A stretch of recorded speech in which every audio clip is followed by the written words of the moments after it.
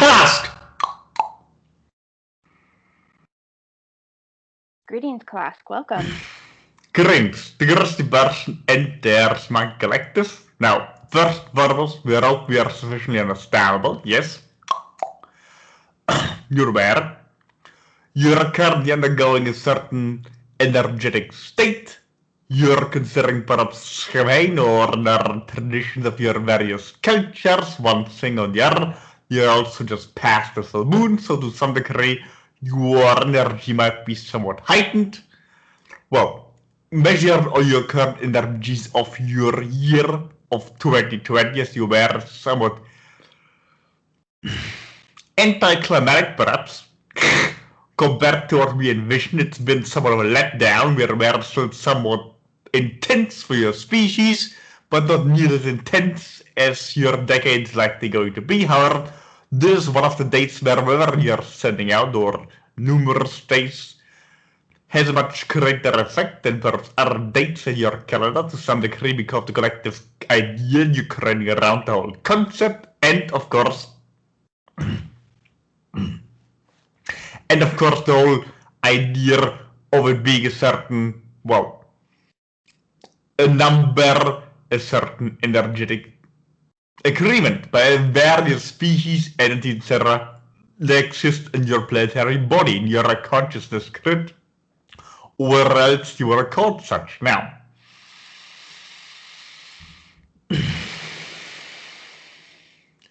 this will to some degree affect where you go from here on out, as everything else affects where you go from then on out, right? Just in this case being somewhat more heightened, first tripled or quadrupled, or compared to what you're normally setting out as a feedback system. Obviously, your planet also here to some degree because you're all pulsing out energy frequently due to your own decisions of what you're projecting on the political arena, be that your current virus situation or whatever, which is, again, from our perspective, no longer really in effect. It's more or less an unnecessary measurement from what we would consider. However, your species might differ, your own way, your own physical condition, your biology to interact with viruses, etc. might differ from ours. But from our perspective, as far as we understand your species, there's no longer any immediate danger whatsoever. However, it's possible that the whole paranoia might lead on to some degree until your beginning of your next year, perhaps not too much longer, however, from there on out. But again, nothing is decided. We are just forecasting. We can predict it. We're just forecasting where you're just moving. Obviously, also your current political arena is projecting a lot on the idea of a presidential election from our perspective, we mentioned previously. There's not much difference in terms of what we envision for your immediate future or following up depending on those smaller comparable minute changes. However, no matter what your outcome of your current election, your presidential race of the United States is very likely is going to be upheaval and civil unrest unfolding further from there on out, right? Perhaps around the date or perhaps somewhat after such. This is likely going to escalate further. Again, it's also very likely it's going to escalate further in the Western European area and somewhere the warlike situation continuing around your western Russian border, Eastern Europe could reach somewhat further up. Not exactly certain again, we're not predicting the future, just describing energy directions moving, and currently those are still the most likely scenarios on the follow-up ideas we mentioned previously. Of course, you could also have a potentiality of completely de-escalating by increasing your corona pandemic over and more or less, well, the reaction to it by the government coming in conflict with the reaction to it by the population, etc. If that clashes further, that will also be an option to play out some of those frequencies. Entirely up to you. However, currently, that's what you're pulsing out, and again, whenever you're pulsing out your current date, it's to a large degree overabundant with the energy of, well, uncertainty, so therefore it will create more of it. Not the idea of certainty itself, but situation that will give you more uncertainty where you're not sure what will happen. Remember, no matter what you're pulsing out, when you tune to the frequency, that's what your emotional compass is for, right? Which we don't. You get a feedback system on some level of whatever it is that you are currently more of, right? Not so much when you're sick of a virus you're getting infected, etc., or something like it, or when you're sick of a certain political event, it will happen, or likely. It's more the idea what you're sensing will likely bring forth the idea of what we understand. Yes, we are also speaking here as an outward analyst, right? Like you have political or economic analysts, we're having human analysts or psychology to some degree, right? Of how your own emotional body interacts with your frequency, the idea which again what we are picking up from your speech and why we're interacting with you in the first place, right? That when you're in a certain state and you have a certain realization of whatever you're sensing, that's likely going to be the feedback system of you're creating more of if you're looking in the direction of the future, which again is just as malleable as your past or present, particularly currently since you have created this agreement about this particular date. Now, before we go off on tangents on any other idea, is there something you wish to share about your current date or any of the other topics related to it?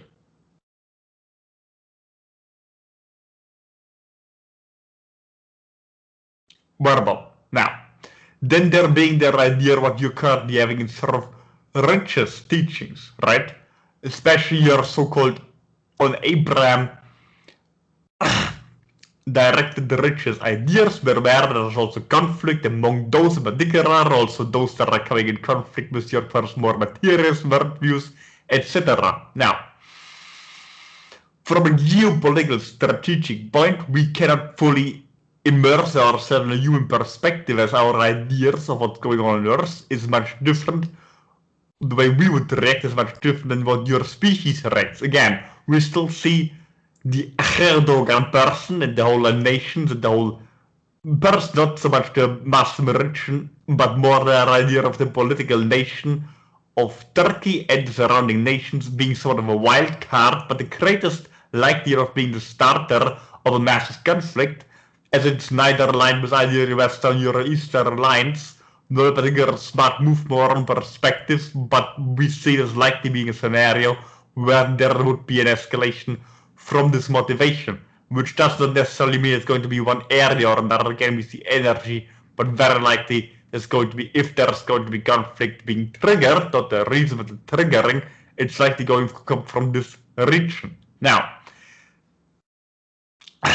we shared earlier, religiously speaking, what your ideas are based upon, your historical figures, the Jesus, Moses, right? Abraham, etc. Those people were not what your religions that are based on them, were rather made out of them. Originally, many different character traits and teachings were lumped upon them, so we don't want to go on tangents on the religious teaching here, just sharing it for the sake of more your diplomatic relations right now, rather than historical accuracy, which in our opinion, none of your currently existing religions have. Anyways, they're all highly falsified from older teachings that were copied again of older teachings, etc. But you're perhaps aware of such to a greater detail, so there's no necessity. Unless you want us to elaborate further on one or the other detail. If not, feel free to go ahead with your questioning while we fill some water in the vessel.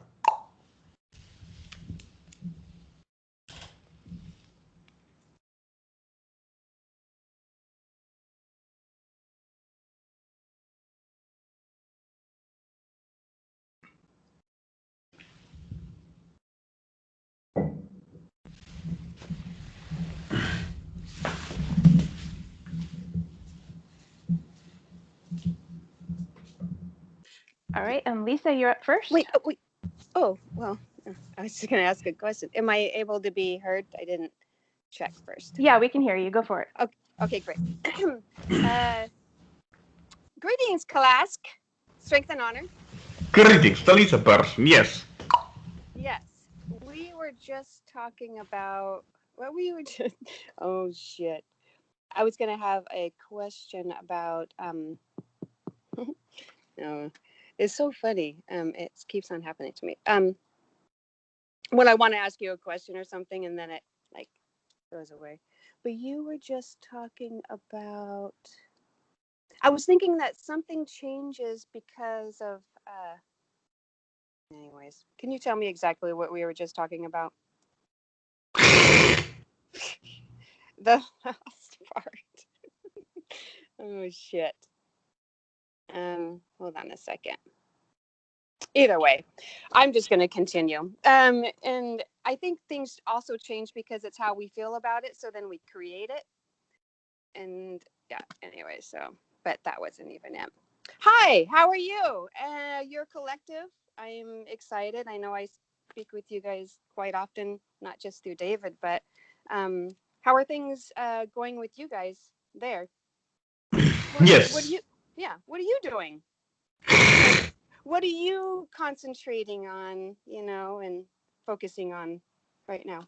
Well, right now, we're focusing always on integrating your frequencies, particularly when you're asking the question, right? Interacting with us, you're always interacting with a version of us that's more or less interpreting your frequencies as a collective, as a species, right? That's one of the ones I was going to ask about. Continue. Right.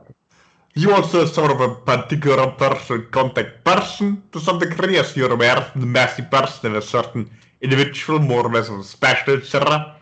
There's also a female of the species that's more directing with you when you're directly tuned to our frequencies. There's the easiest, the most conductive to have such a direction.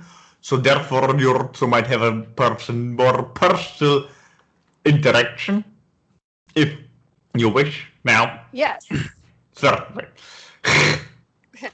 Also due to your dialing of our number or other symbols you wear, physically you're creating much more of a presence with it. That's something we greatly recommend to individuals in your species that wish to ground their frequency more easily, as we've done so. As you're aware, your subconscious mind second guesses, is uncertain if there's really a connection to us, so simply using our symbol is a very, very easy way to circumvent that and simply go directly to our frequency, and your subconscious mind will not create any problems, right? Yes. It will be more succinct. It is too. I see what you're saying. Yes. Yes. Yeah. Great. Okay. Cool. So I like the word conflict a little bit more because it's about creating, really. Correct. Yes. So creating is destruction, vice versa. Yes, and so that is quite great. And then also there was another word. I've been using the word utilize more often because everything that I'm seeing or bringing in, it's for me to utilize. I like that word. It's like a tool is a good one too, but I've been utilizing the things that I've been bringing in, that they are a benefit for me. If I decide at the moment that I don't actually want to do that one, I just go to the one that I'm more conducive with, or that I'm creating or wanting at that moment, and I'm utilizing my shit. Yes. The only reason it appears in your reality in the first place because there's something you can get from it. Yes, yes, that's exactly what I've been really feeling. And it's like, I've been thinking like, because I was coming more from the victim part, and Yes. and now I'm not coming from that anymore. I'm more empowered, and I'm seeing that the things in front of me are things that I'm seeing and doing that's for me. I mean, why wouldn't it be? And then the things that end up coming up like trauma and whatnot, those were just things that were burying and that I didn't really want to look at. So going through them and looking at them and letting them come up it changes my outlook or how I feel about things. Yes. You're simply integrating more of your consciousness, which is aware of all of this at all times. Wonderful. Which kind of brings up the dragon. Is their energy is that? I mean, really, it's like a reptilian that's able to fly, right? I mean, it. Besides that, is the frequency different, or because they're non-physical mostly? Well, there are many stories in mythologies, many of them are referring simply to us. There are indeed beings that are, well, what you might consider perhaps a higher consciousness of a reptilian species, which you could also term as such. Many of the stories in your mythologies also found their ways there, not from physical interacting with those entities, but simply from having a connection with them that are not physical, that are what you then would consider dragonic, etc. And most stories in your mythology simply refers to our species in general. So is it because did we put wings on them? Maybe because it's more of a non-physical or air or something. I mean, in a way, even though there are some that have obviously wings, but the symbolism of wings, I was wondering if that was put in there for that, but it's actually, reptilian. So. There are some that have wings, yes. However, non-physical everything is malleable, and the reasons being put in mythology often simply referring to the fact that beings came from the sky, right?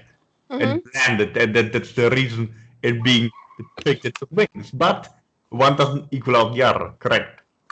Yeah, correct. Yes. So there was a video, or the last session that we had.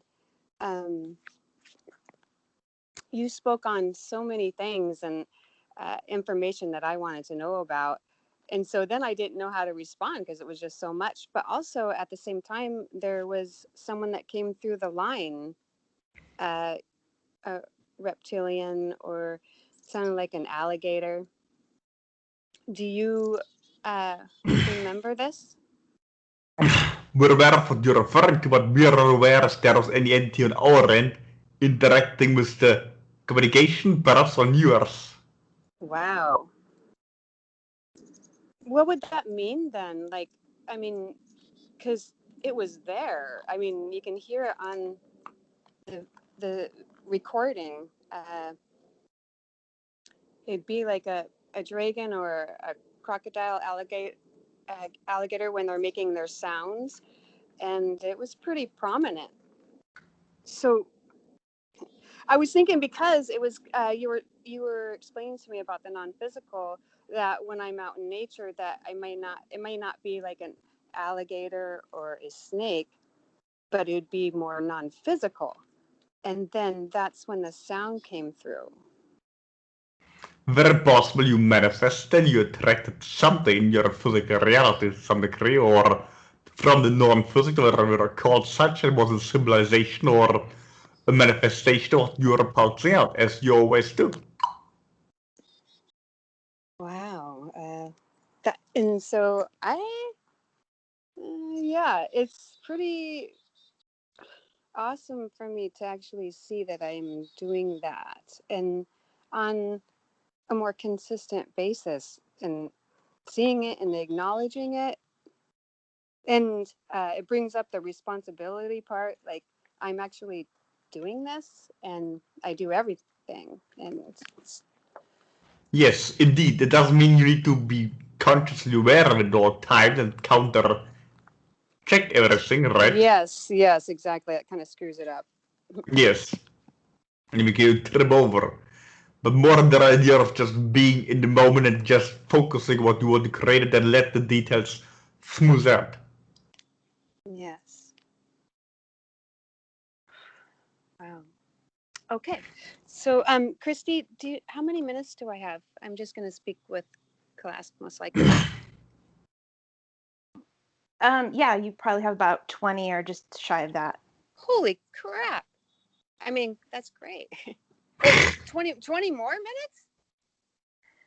It's like 27 per person. Oh my gosh. Wow. Awesome. Okay. So maybe not. Okay. But you're not speaking with Metax, so that's why. Right. Exactly. Okay. Thank you, Christy.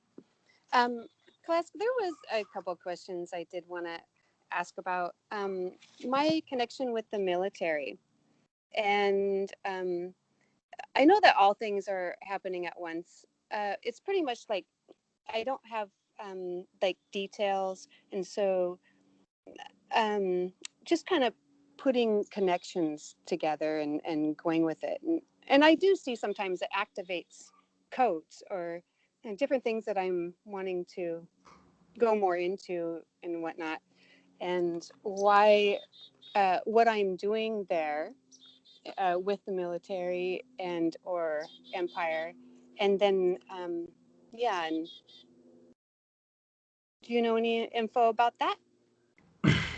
Well, you are also attracting certain connections from any military, from the empire, from our structures, due to your own consciousness, right? Yes. Due to your own pulsation frequencies. In our particular species, you remember, our males, females, etc. hold certain frequency, but in your species are very often more connected to the masculine, or perhaps if you want to your spiritual terminology, where fuck, right? More darker energies, correct? Okay. That you are working on to integrate to a large degree. Also, just for your own benefit, but also from others that are lined and linked into those frequencies. And therefore, you keep attracting, of course, certain relations, certain events, experiences that are very much in alignment with such. Now, where you want to take those frequencies entirely up to you. As you're aware, you can utilize everything. Yes. I know. It's almost like I can answer my own questions. I mean, yes, do. yes, and you are a part of that, and I utilize Kalask and many others for your knowledge and connection and wisdom and greatness.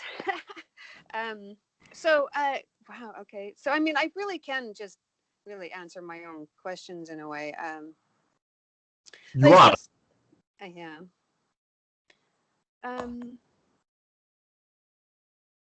Would like through DNA wise, would it be coming more through my dad or my mom when it comes to connecting like military wise? DNA. What? Well, so funny. Okay. you're a mix of certain concepts, but more likely to your masculine frequency, therefore patriarchal line. However, it entirely depends on what you want to see and such, right? Yes. There's no need for you to differentiate in this case. You're right. Yes. You tune to a certain frequency, right? And then you find ways in the material to relate to it. Yes, you are correct. Thank you. I do that too anyways. So Everyone does in some degree, they're just unaware of it. it's quite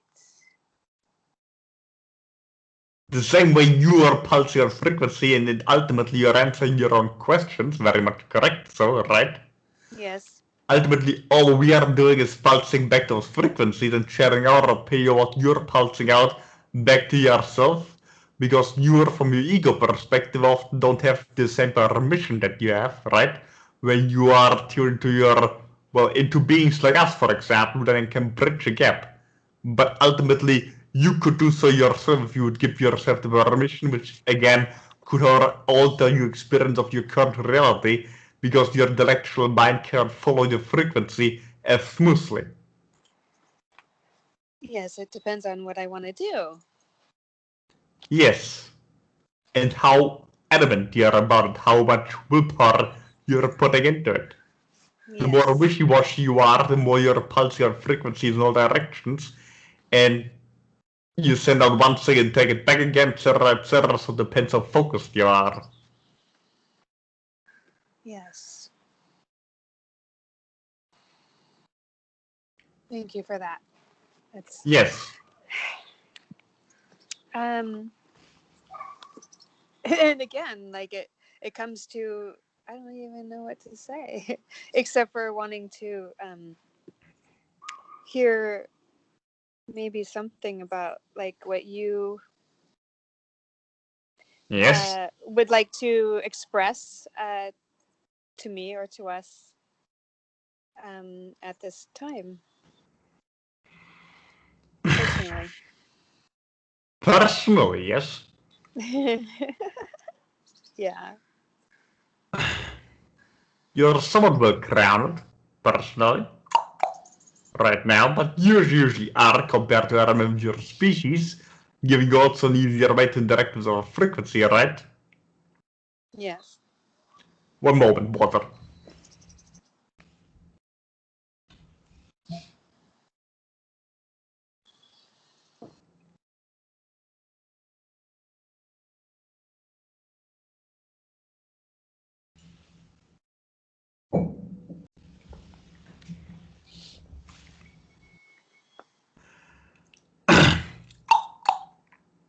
Obviously, there are still some work on your third eye, so you're more able to interpret our frequency smoothly, so there's no more the idea of your second guessing yourself, for example, right? Yes. Agreed. Quite common, or not something particularly bad.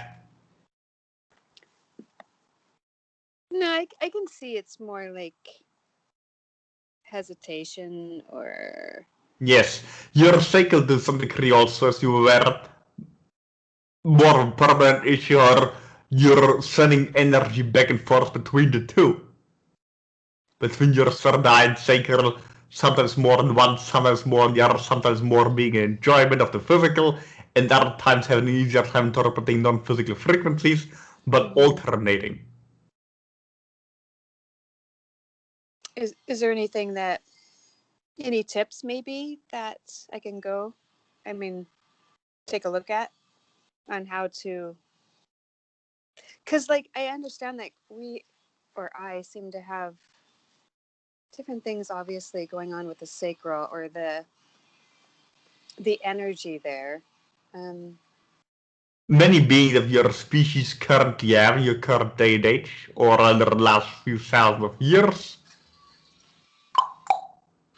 to some degree they are linked to third eye. Remember, all chakras to some degree are linked to the ones, so to speak, that are removed from your center heart, right? yeah, okay.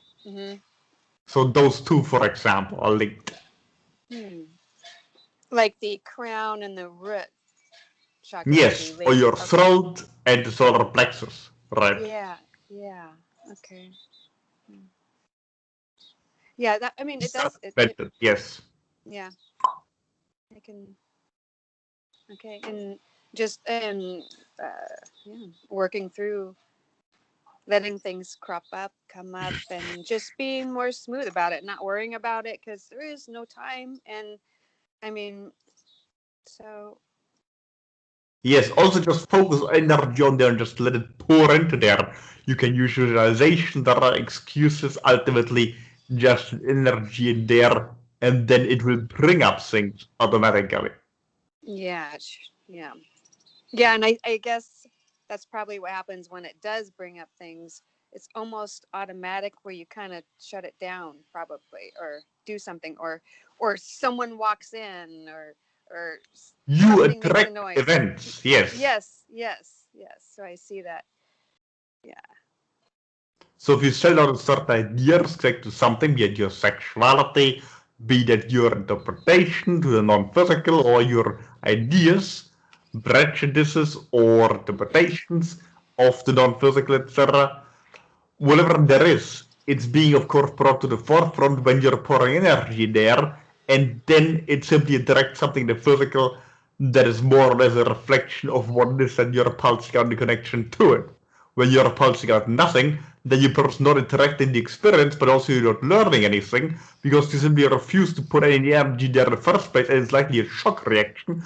Most of your so-called blockades, or damaged chakra, whatever the fuck you're calling such, all of them, right, are always because you refuse to put energy there, because out of a shock reaction, you decided not to put energy in there whatsoever. Like, for example, you hurt your finger, use a physical metaphor, right? Mm-hmm. So instead of, well, admitting that your finger is bleeding or broken or whatever, you simply refuse to look at it and have any sensation there. You're aware sometimes when you hurt your physical body one way or the other, it becomes numb, right? Yes. And when it's numb for too often, it can get fouled, fall off, etc. When there are no nerves in there anymore, extreme case of manifestation of a non-attachment to a part of your body, of course. Now, Yeah. the minute one is simply that you are refusing to have energy in the heart. You're withdrawn your life energy from a certain area, and then therefore it's becoming active, and you can pretend there's no stuck energy there, but of course that's when it manifests in subtle ways. Yes. Yes, it does. And all of it's good, anyways. I mean, for me, it's obviously everything that I'm doing is for me, and so I'm. Yeah, I'm not sure what was afraid of before, or still, but it's just me. I was wondering also, like, obviously, when I'm talking with you, I am bringing forth a certain version of Kalask, and so in a way, am I creating you in my reality? Like, I'm creating the version of you. You're creating your understanding of us, yes. Okay. Yes. Okay. Thank you. That's actually, thank you. That's a very good word. My understanding of you. Yes, I like that a lot. That works. For me, I mean, that makes a lot of sense, because I'm doing that with other people that I'm face to face communicating with. I'm creating something that I understand of them. That's why they're there. Cool. Not just people, everything. Everything. Yes. Everything. All experience.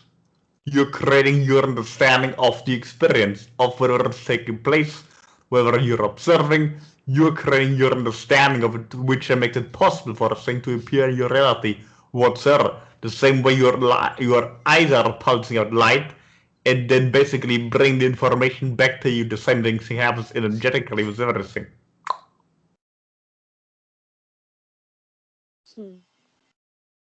Appreciations to you, and your energy and your wisdom and everything.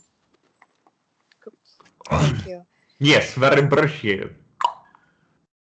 And I also appreciate myself for actually letting it happen, and creating it. So I think that's good for me, and it's good to speak with you again this way, and I will continue to connect with you in other ways. Strength and honor, Kalask. Strengths, honor, but courage to listen. Yes, courage, appreciations. Water for the vessel, and then Ryan's up next. Hey, greetings, KALASK. Great. So like picking up where I left off talking with Metax during the last private session, he mentioned that like reptilians in general. Well, I don't know if he was talking about just your race or reptilians in general, but he was saying like you're in a constant state of stress. Is that? Do you agree with that? Like, do you feel like you're always in a state of stress? It has festered to some degree. It's become, well, what you might consider standard, normal. For example, your current corona crisis being considered the new normal, correct? Right. Well, for us, it's simply been what you would have an equivalent of millions of years of a particular emergency situation becoming simply normal. But like, how do you focus when you're stressed out? I mean, like for me, I can't focus on my work. I can't do anything. I mean, how do you like do scientific research or do anything when you're in a constant state of stress? I mean, I don't know. Are you guys just used to it? We simply have a single-pointed focus. Okay. What is that focus, if you don't mind me asking? That Conquest? shifts. That depends. Okay. Okay. Very often it's conquest, yes, but not always. Okay. And yeah, like Metax told me that you guys were heating up the situation when I was like really annoyed by one of my coworkers that was like kept emailing me over and over again. Yeah, like I'm not offended that you guys were heating it up. I mean, I think like in the long term it's been for the best, but I mean why were you guys heating up the situation just to I don't know, like just to see what would happen or like as an experiment or were you trying to help me or just entertain yourselves or what? All of those combined, whenever interacting with you, it is on some level always of a mutual beneficial situation. In this case, indeed, we try to learn something or just to see how you would interact with the person when we heat up the situation. For example, if it heats up, so we did our best to do so, right? The same way when you're interacting with the vessel and pull through certain situations to make sure that we have a learning lesson and for the vessel to also have a learning experience on its own, or you in this case, or anybody else in your species, it's just to us, right? And of course, always entertaining. Right. Okay. Yeah, like I was also telling Metex how like I want to do a really detailed map of Atlantis if that would even be possible. I mean, I know like there's a bunch of different options, so I mean, it seems to me like it might be kind of pointless. Like, I might draw the map a certain way and then like somebody else could tune into a different timeline and draw their own map and then like, they would look at mine and be like, your map's totally inaccurate. I drew it a totally different way. I mean, what do you think? Like, if I were to ask you guys like a bunch of detailed questions, like where the mountain ridges were, where the biggest cities, the forests, the rivers, and all those specific details, like would that just be wasting my time? Since there are so many different timelines. It depends what you wish to achieve. If you want to have a detailed map as a form of presenting it, yes, perhaps not very well invested of your time, or on your end, if you just want to have the learning experience of the malleability of time, space, the continuum, right? That could be useful because you can see that there are such very different versions, but also if you're European or American or any other continental area in Europe, depends on where you're tuning in your agreement, right? That a certain region has looked for a certain time frame, a certain way. It's also just a collective agreement, but there are also numerous versions of what other continents on your planet look like, or looked like in your so-called past. Okay.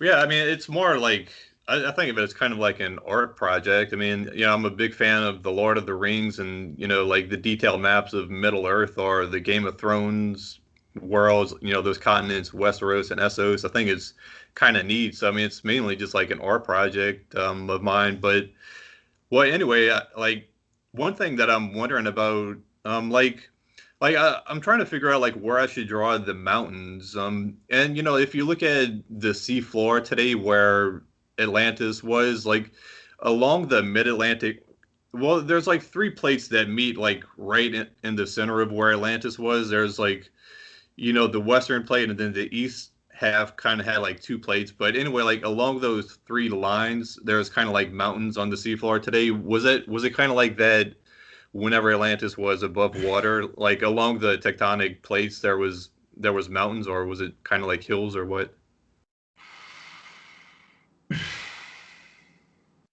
land, written vessels might for a correct term, land tolerant bridges, right? But on the main island itself, Yes. like, what did you say? Land bridges? Yes. What do you mean? Between what you're reaching now for your Irish, England, right? Those isles. Reaching from there to what then you would consider the rounded circles that made up the city-state. Yeah, but like on the main island itself, like, the center island, like where the three tectonic plates were there mountains along there, along the lines? Where the tectonic plates press together, yes. Okay. Do you have any idea like how tall they were? I mean, were they like enormous or were they just kind of like little hills? They're smaller, hill-like, but again, depends what time frame you're asking. Okay. So yeah, like what about the main river? Do you know like where the main or like the biggest or longest river or whatever, where it started and where it emptied into the sea?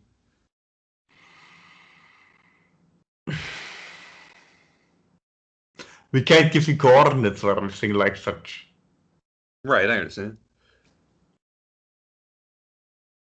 Can you say like at least where it emptied into the sea? Like, well, I don't know. Like, you guys might remember. I didn't ask David to take a look at it, but I had drawn a map before where I had the numbers 1 through 12 like in a position kind of like they would normally be on a clock.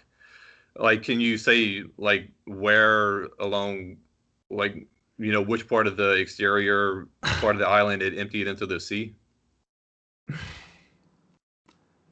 First 6 to 9. Okay. Where did it start at? Like the mountains at the middle of the island? Yes. More Okay. or less. Okay. Were there any deserts anywhere on the center, like the main island? Not from where depends on the definition of deserts, but some of the mountainous regions were somewhat deserted, but not like a flat desert. Okay. So, I mean, can you talk about like what the land in general, the land in general was like across the island? Like, was it kind of like there were, maybe a certain part had a lot of forests and other parts were kind of swampy and certain areas were like just used for farming and agriculture or stuff like that? Large creeks were used for farming and agriculture, mainly, but the nature was mainly forest, shrubs, yes, shrubs and trees. What side of, like, can you say, what side of the island had the most forests and, where the agriculture was mainly located at? Or was it kind of just all scattered throughout? Agriculture more in the center, except mountainous regions, the forest more on the outsides, and well, the more mountainous region, so the flat land in between the water and the mountainous region, to a large degree is agriculture. Again, depends what time frame you're asking. Obviously, at some other points it was almost everything nature, with hardly anything being terraformed. Right. Do you know where the largest bay was? And when I say bay, I mean, well, I don't know, you probably know what I mean by bay, but like a kind of an area of land that's kind of like, goes into the main, Yes. Yeah, okay, you get it. Southwest. Southwest. Okay. So like did the main river like empty into the bay? Yes. Okay. Mm, do you have any idea, like, do you have any names that anybody has ever used for this bay or this river for that? Okay. It's not that would be written down or somewhat readable in any of your mythologies that we're aware of. Okay. And like we talked about the main city Atlanta a lot, and I talked with Metax about like another major one near the south part of the island that he said some people have called Atlantita. I mean, I'm not going to like ask you to describe where every single city was located, but I mean, just for the sake of the map, can you say like where some of the most important cities were that I should include on the map? Like, you know, what part of the island they were located on, and like how big they were in comparison to one another? Oh, Basilea, yes. Wait, what was that? Basilea, That was the from name of the Berber, city? term for a city, yes. Can you spell it, please? Well, possibly a B, A, S, I, L, E, A, for example. But again, your Latin alphabet obviously being much younger. Now, some of the cities were also their own islands that were somewhat connected to the mainland, right? So there Right. were a city-state, or well, a city island, right? Right. Reaching again all the way up to your English Channel, etc. The city you just mentioned, the one that starts with a B, where was that one located? Further east, Can you say like I mean, was it on the coast? it was linked to the main Atlantean area. There might still even be an island left that was linked to it. But was it it's on been bombed. was it on an island? Was it on its own island, or was it part of the main island of Atlantis? From where it was its own. It was mainly on the mainland, but it stretched similar perhaps to your city of Malmö and Copenhagen, right? Okay. Um. Okay. Well. Can you give like the name and the position of like maybe I don't know however many other cities you want to give? I guess one more would be fine for me for the sake of the map. There was one location there near what you would consider Helgoland today, right? Okay. But on the main island itself, like what do you think would be the most important one that I should draw besides Atlantis and I mean besides Atlanta and Atlantita? Perhaps Basileia, but they are all more or less linked. Okay. Um. The Okay. Well. mythology is very messed up, so it's to some degree difficult to find detailed information on vessels by and somewhere relatable to your storyline. Okay. Um. And like I had asked you before about like the possibility of talking to the inky person. I mean, like I don't know if he would even be willing to talk to me, but do you think that's dangerous to talk to somebody like that? Not So like necessarily. somebody. Okay. Why? Um, I mean, you know, somebody that dark, like I don't know, but it might be. I mean, it's like talking to Lucifer, basically. But well, yeah, I don't know. Consider dark. Do what? Say that again. If you consider this entity particularly dark, from more vantage point, they're not as dark as mortal, for example. Right. Uh, so where are Inky and Enlil? I mean, are they still literally incarnated in their same body that they were during the time of Atlantis, like in the third or fourth dimension? Well, remember, there's no time frame, so yes and no. They are Okay. no longer the people they were interacting with the third dimensionality when they were in your play to some degree, or there are still alive, yes. Okay.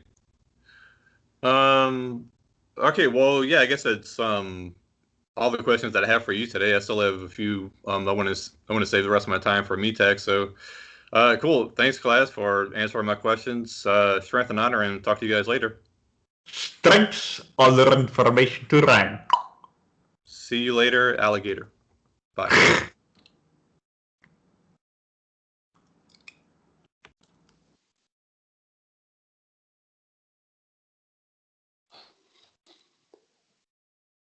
Water, and then Jacob, you're up next. Okay.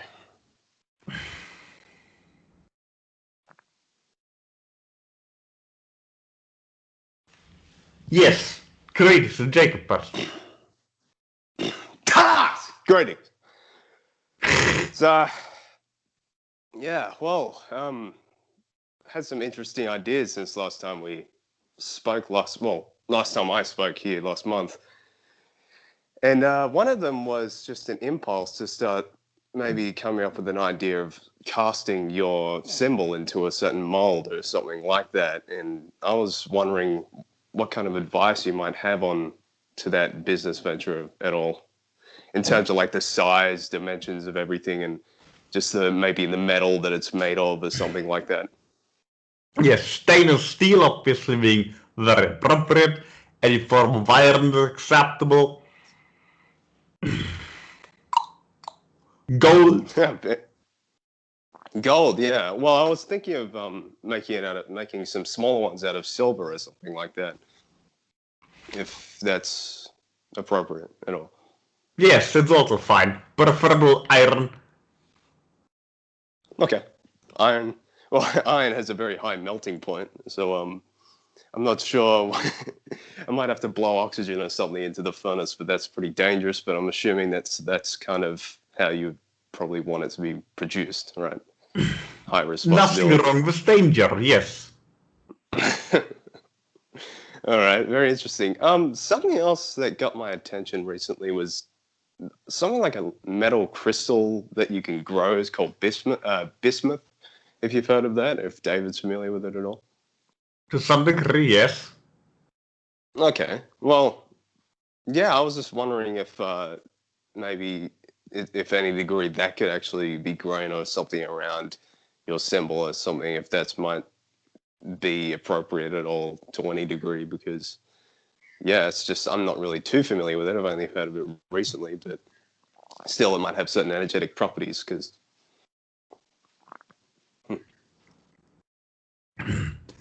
Possible.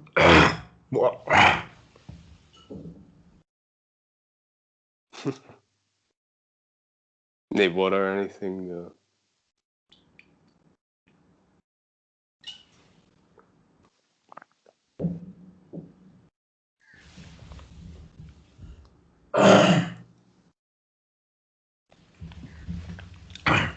Yes.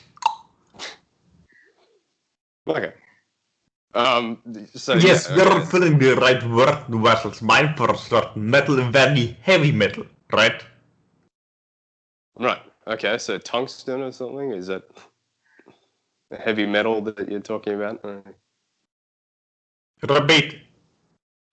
Tungsten steel is something like a ferrous metal. It's very high density, but it's have very high melting point. I don't think I'll be able to cast that, but I think it's like We're suggesting was a lower metal melting point. oh, okay. Low melting point. Well, the only one I'm thinking of right now is mercury, but I'm assuming that's not what you're talking about. That's also possible. Huh. Okay. Sure. Okay. Well, I'll just look at metals with sort of low melting points but high densities, and if that's another thing that you want to look at, that's pretty cool. So any certain size, because the size I was picturing was something like maybe iPhone sort of width or something like that. So maybe like 15 or so centimeters, just something that's small enough for someone to carry around in their pocket, but they can just set it up somewhere, if anything like that.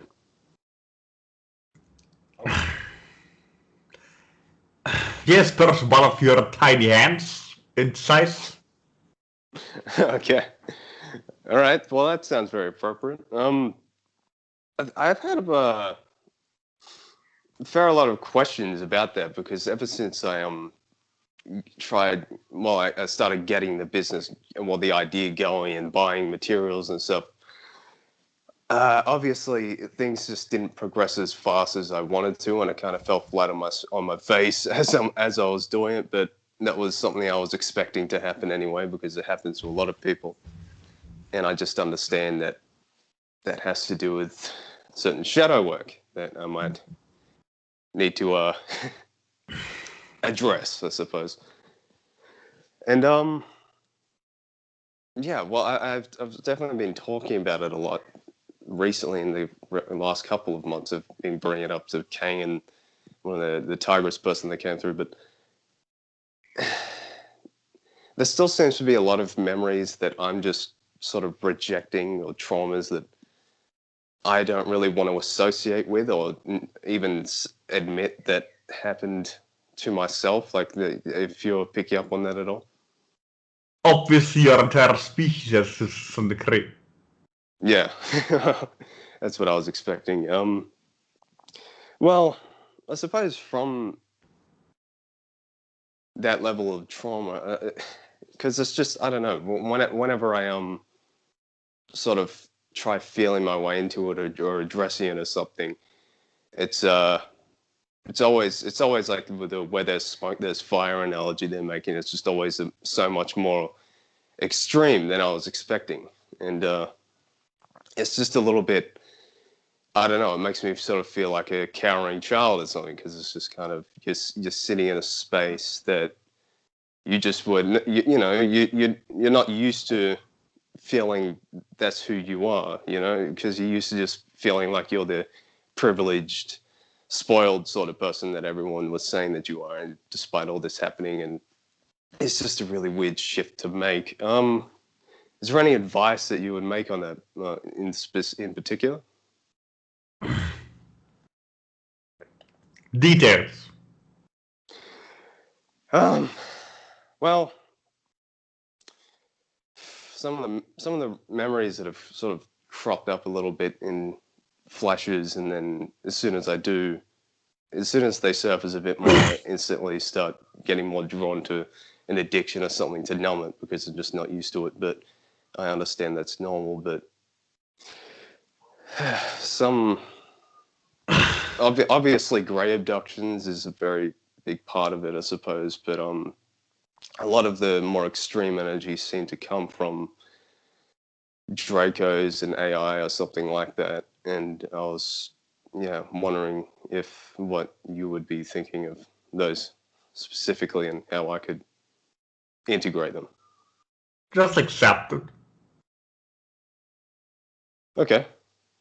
Well, I've definitely been out in nature a lot and sitting by trees, and sometimes I remember, like, when I was being in a receptive state, I started seeing geometry by the trees. It was kind of intimidating. It was just weird seeing like a pentagram or something like that. But obviously your energy made those things a little bit less intimidating than otherwise. But your energy seems to come through very quickly and easily whenever as soon as I have the decision to bring it through. It's pretty much exactly like changing the channel on a television or something. And obviously I might use certain symbolism to stimulate it a bit, maybe like thinking of the pentagram or your symbol, or shitting out the iron chains, like you say, to the core of the earth. But Yes. yeah, and as I do that, well, I can definitely feel your influence, but you can only sort of give you a helping hand as far as I allow it to. And I suppose, well, with that level of rejection, is there anything maybe that could help sort of surface them more? Maybe just like just forcing myself to just sort of get into a little bit more detail about what it is, or anything like that, or just the memories? No necessity really, other than to process the frequency itself. Okay. Well, I'm assuming it's just normal right now to sort of branch off to other stuff and just like try to numb it immediately as soon as it comes up, because I'm not used to it. So I'm not really judging myself in that way. To some degree you are. Yeah. Which is also fine. Yeah, well, that's the thing. I sort of ride with the punches, boxers say. But often when those things come through and there's a judgment, I sort of don't judge the judgment itself. I just sort of go with it and ride the frequency, just knowing that I'm judging myself, which kind of numbs it a bit. And well, not really numbs it, eases it a bit and settles it. But yeah, certainly I can just see. It's just weird, because the thing that's been blocking me for so long is just there's some parts of my mind that are kind of not under the belief that it's because of repressed memories or something like that. And I was just wondering if that's true or not, if it's something else, or if that is the thing, and I'm just sort of blocking myself off from it so much that I just think that that's not the thing I should be addressing. You can let whatever wants to grow up. It's both a lot less traumatized than you imagine. Well, it's more a fear of the knowledge than it being a trauma. The mind-altering process. I see.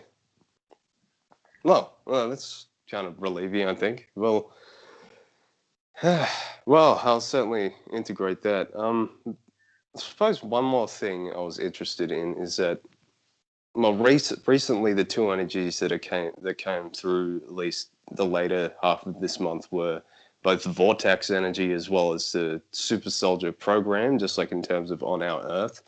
And I was wondering what those two energies, why I would be drawn to them all of a sudden, would be about. First and foremost, your idea of creating symbology, right? Vortex also has a certain interest in such, so therefore you are simply aligned with this particular frequency, and obviously they have a warrior energy. Right, it's somewhat very similar to what you're currently looking for. Also what you're used to from numerous lifetimes. Yeah, well, that was the impression I was getting is... it seems to be very unusual for me to not have a warrior lifetime, at least right now, currently, so... I don't know, maybe there's just like some adjustment that I'm going through or something like that, but fortunately I think that might make the shadow work a lot easier and nowhere near as, unsettling or something like that. I'm not sure. I suppose that's pretty much all the questions I have for you, Kalask. Might move on to the felines later on, but yeah, I appreciate the help. Yes, very welcome. The vessel still a situation, the idea of having an unusual non-warrior-like incarnation, and perhaps also due to the learning of certain lessons, and remember, when you had such warlike incarnations, you were in conflict with our species, so perhaps also that's why we are in more diplomatic direction right now instead of crossing blades, so to speak. Right, okay. Well, that's understandable. Okay, strength and honor, Kalask. Strength, honor, and hopefully a diplomatic resolution. Or not, where is necessary. Yeah, very well. We'll see.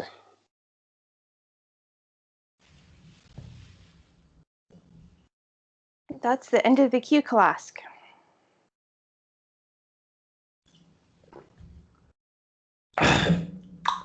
Debbie, thank you for facilitating the conversation and to connect to the kitty cats. Until next direction, strength, honor, and stress to the collective. Strength and honor.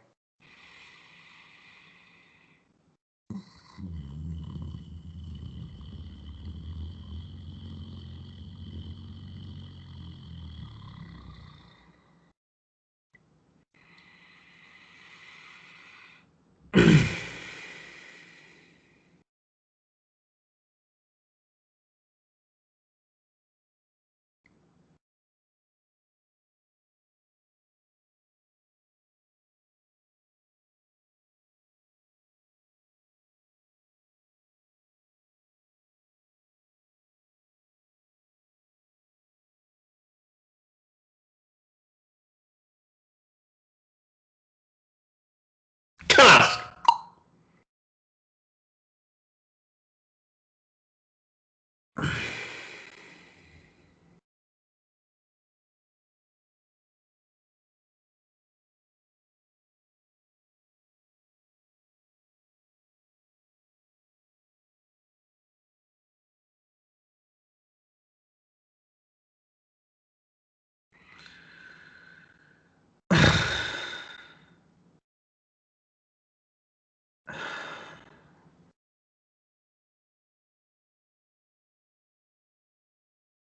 Thanks. Welcome, Metax. That sounds right. Was you? Understandable. Yes, we can hear you. Does David need some water? That's a good idea.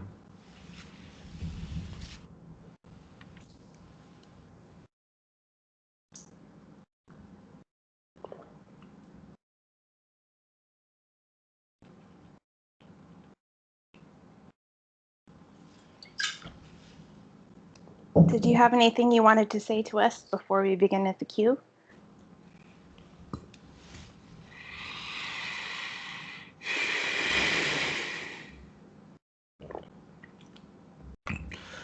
Just remember when you're going through turmoil that you're currently creating a new world, to always get back in your heart, get centered there, and remind yourself to be grounded at the same time.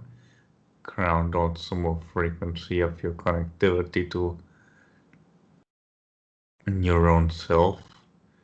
It's not necessary that you are trying to leave your current identity behind or your current world or whatever in order to be in a state of bliss or alignment.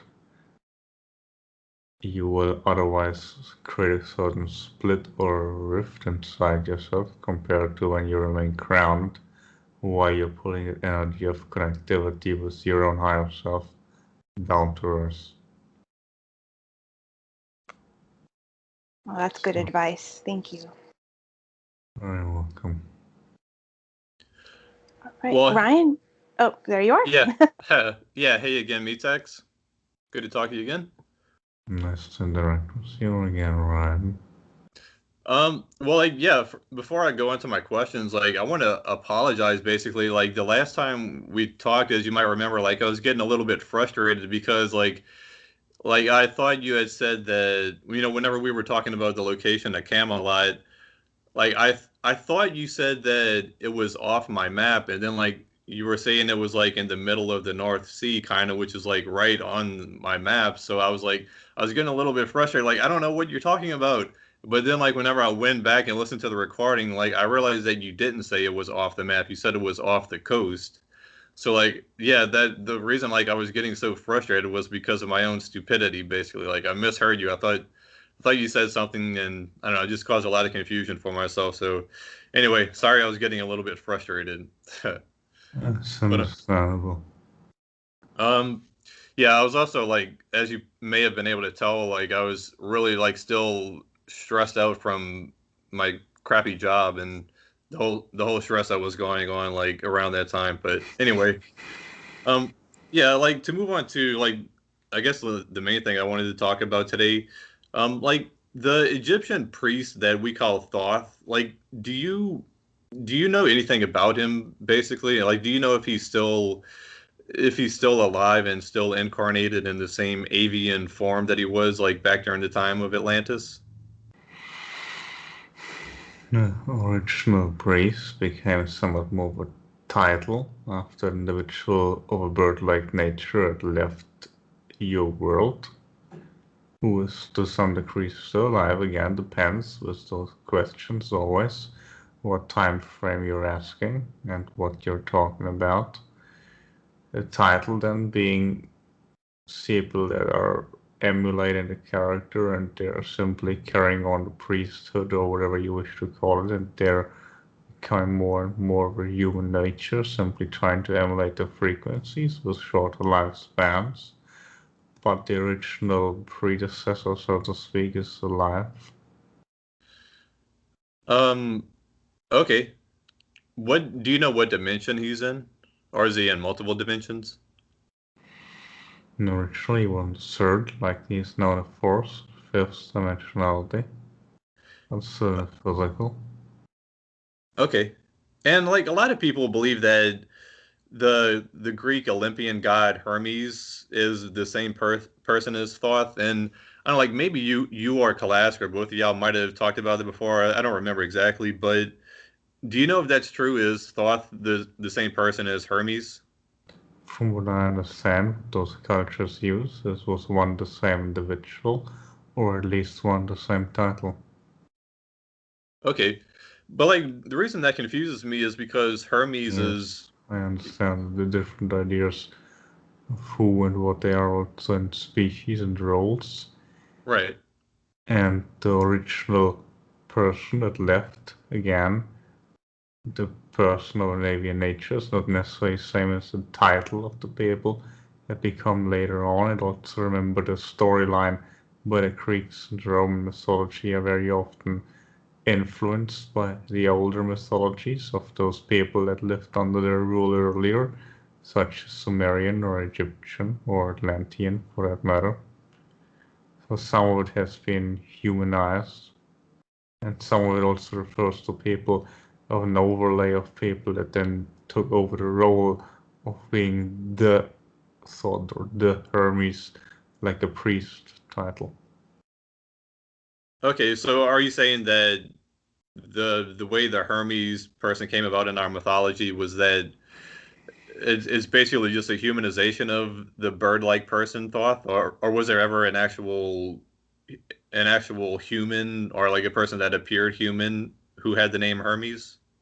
Both. There was a humanization of the role of such a title, and then there were indeed humans that fulfilled such a role who then became known under that label. Okay. Man, that really confuses me. Like, so, but like whenever people say Thoth and Hermes are the same person, like, I don't know, was this like the same higher self that had two different incarnations?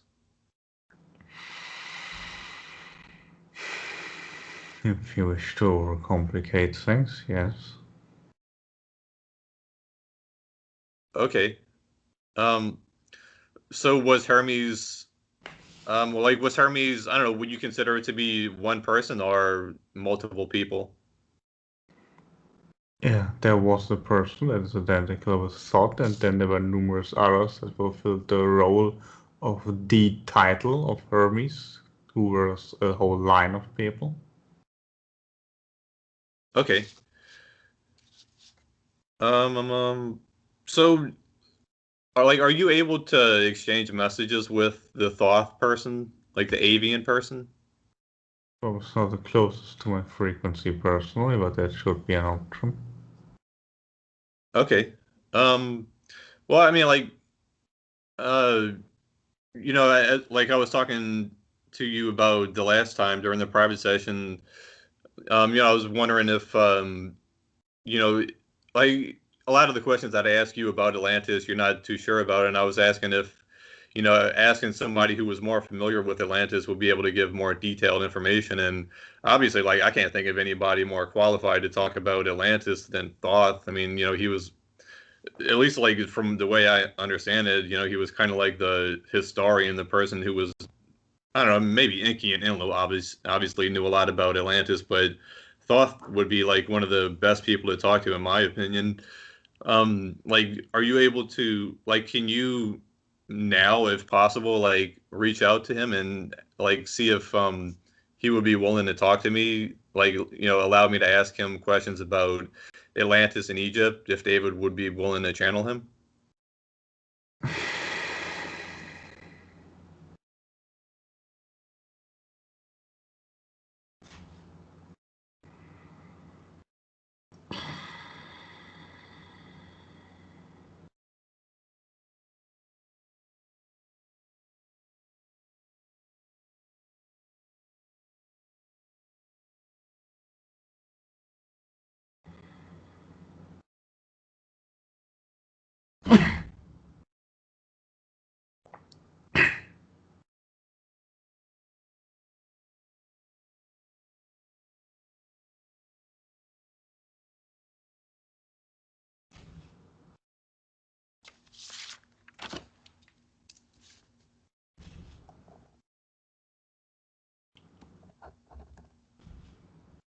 Greetings.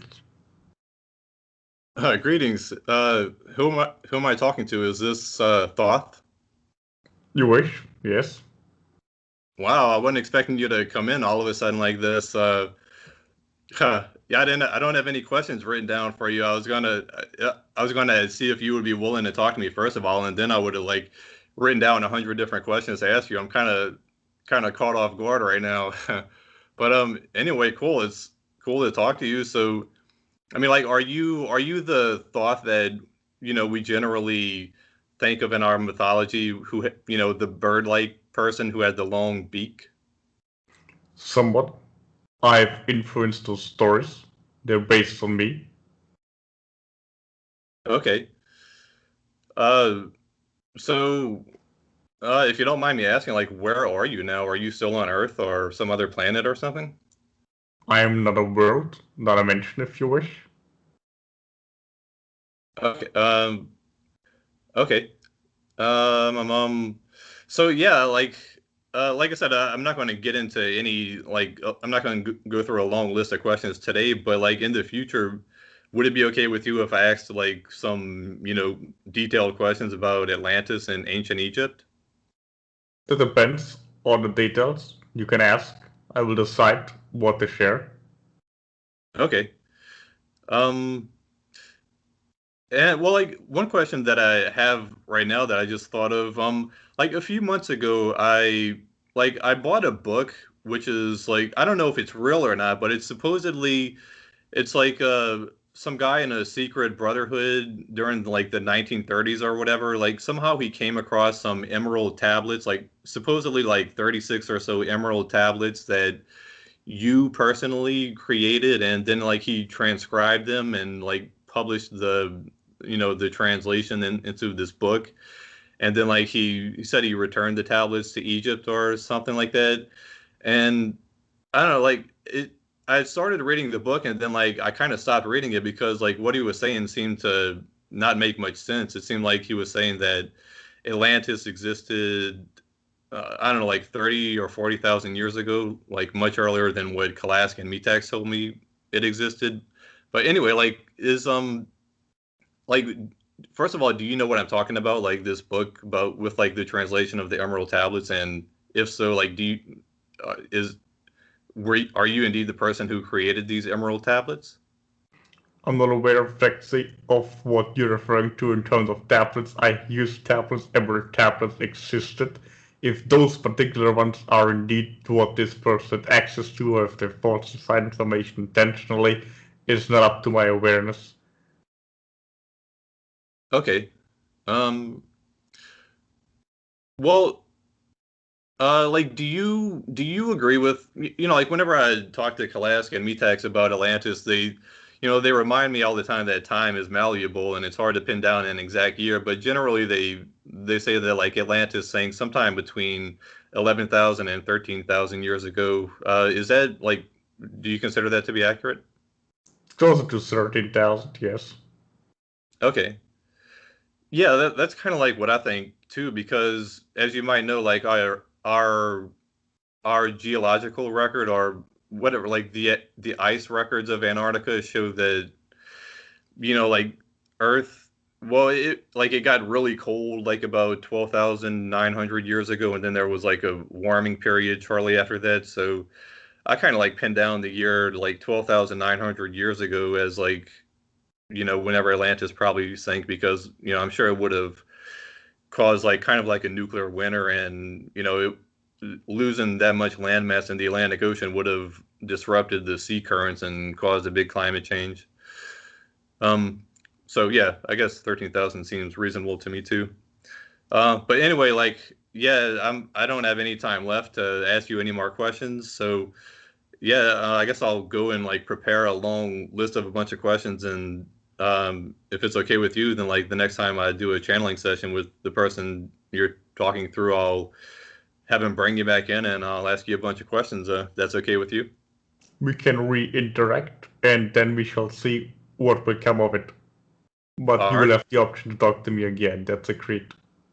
Okay, cool. Thanks, Mr. Thoth, for talking to me. This is very awesome. You're one of the coolest persons that I've talked to. So thanks for talking to me. Okay, I don't know. Does anybody else have any questions they want to ask Thoth? Uh, if not, well, yeah, I'll say goodbye to you now, Thoth, and yeah, you can bring me text in, and I'll talk to you later. Thanks. Until then, another moment in what you interpret as time. Goodbye. All right. Goodbye. I suppose I could ask one question. Hey, you still there? Thoughts? Yes. Yeah. Go ahead. Yeah. Okay, Thoth. I was just wondering because a lot of people tend to see you as being like a demonic sort of entity that people worship in cults, and I was wondering what your point of view on that is.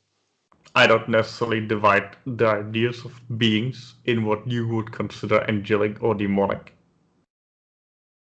Right. Information Okay. is what matters to me to some on a higher level, not so much the frequency associated with those labels. I see. I 'Cause I was just understand there are different religious interpretation in your world of different beings and different ideas that you put labels on things, but I don't necessarily have an opinion. Okay. Interesting. Okay, I just wanted to ask that. Okay, very well. Yes, numerous gods from your numerous mythologies have been considered demonic or angelic, depending what other religious cults, etc., have been subjectively inclined to see as them. That's all for now. Goodbye. Okay, goodbye.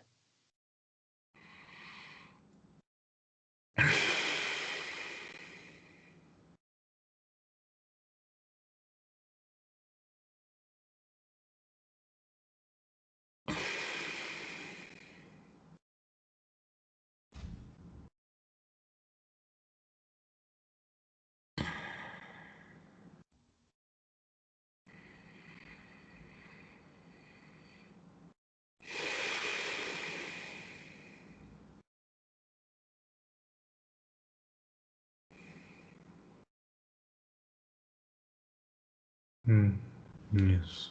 Greetings. Yeah. Hey, Metax, Metax.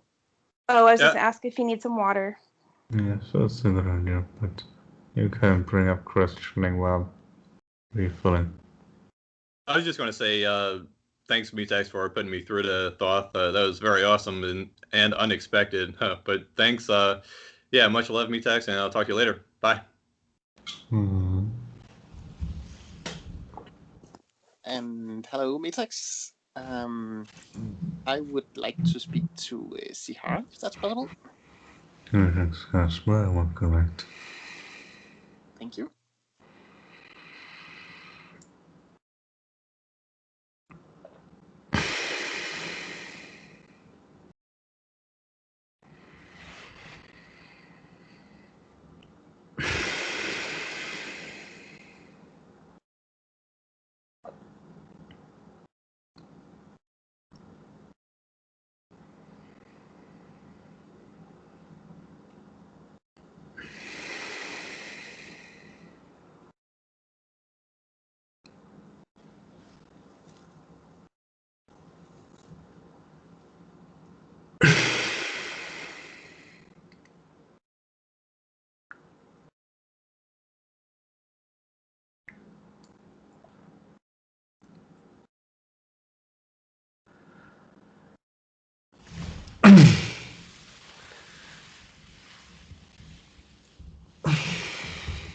Greetings. Greetings, Sihar. I know that you're giving me healing when we speak in these sessions, but I'm wondering if I then listen to a recording of these sessions, do I then receive healing once more? Yes, it's not as effective and strong as when it's directly as you're calling it live. But nonetheless, my frequency, not just for you, but anybody else should be ingrained in any recording. Excellent. And can you then feel when we are listening to the recording later? Like, can you feel our energy? I can feel it now. Yes, I know, but I was curious if you can also feel when I'm listening up. We're listening to it at a later point in time. And then what? In a later point of time, like if I listen to it tomorrow, can you also feel that? I'm being ironic. Your listening of it tomorrow can be felt by me now. Wow. Okay. So does that mean that you already know by now how many times I will listen to this session? There's a potential unlimited number that you will listen to the session. It just depends on what version of yourself. You know the nature of time by now, at least intellectually, or what version of yourself will decide to tune to my frequency and what you consider different directions, and my current version that you're interacting with is aware of particularly does. Okay. It's So quite simple, really. well, yeah, I suppose from your viewpoint it is, but then I suppose that you are listening to all the versions of me listen, or are feeling all the versions of me listening to this. That must be quite a big number. Since it's all of my versions, it's appropriate. Yes, there are many of you to carry the burden, right? Okay. An I was infinite amount. Sorry, what was that? An infinite amount. Yes. And I was wondering if you could ask my higher self if it has anything that it wants to say to me, anything it wants me to do. Yes, usually. Sacredly grounding is something you could enhance.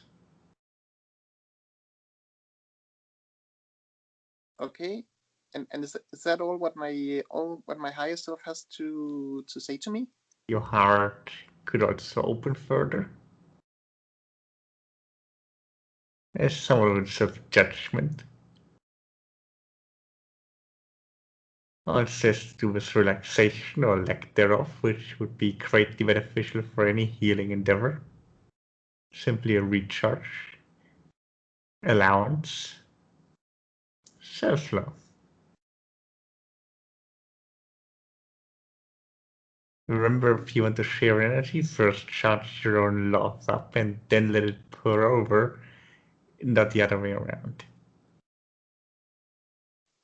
Yes. Well, it's actually very difficult for me to feel love. I mean, when I'm in love with somebody, of course I can feel that easily, and also if there's somebody I really like without actually being in love with them, I can also kind of feel like positive emotions. But when I'm just kind of in a normal state where it's just me and there's nobody that I'm particularly close to, it's quite difficult to feel any kind of love in my heart.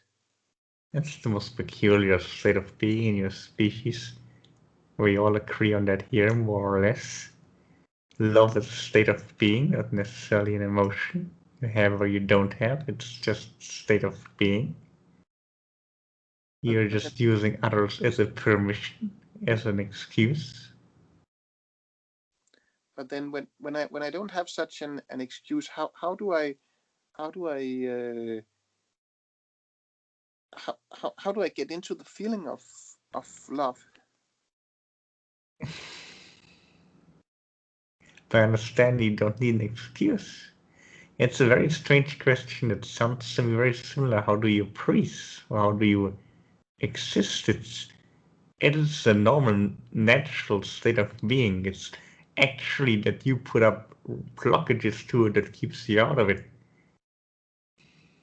So Okay, just allowance. but how do I practically do that? By existing. Well, yes, but I'm doing that already, and that doesn't seem to help.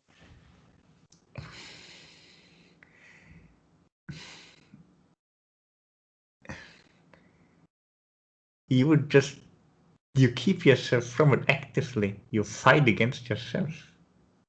Why? Just stop doing that. Well, I don't really know what it is that I'm doing that is fighting against it. I don't feel like I'm actively fighting, although I'm sure that you're right, but I don't really know what it is that I'm doing, so it's difficult to stop it. Just let it flow. It's a very strange concept you're having in your world. Can you sense your heart? Well, it's kind of difficult. I mean, I can focus on trying to open my chakra, and then that might feel that's a little bit, but not much. But I don't really feel like any energy in it or any love flowing or anything like that. Then use my energy as an excuse if necessary. Yes, and I've been trying to connect to you several times since we last spoke, but it's like I don't really feel the connection. So am I doing something wrong or what? Yes, you're not loving yourself.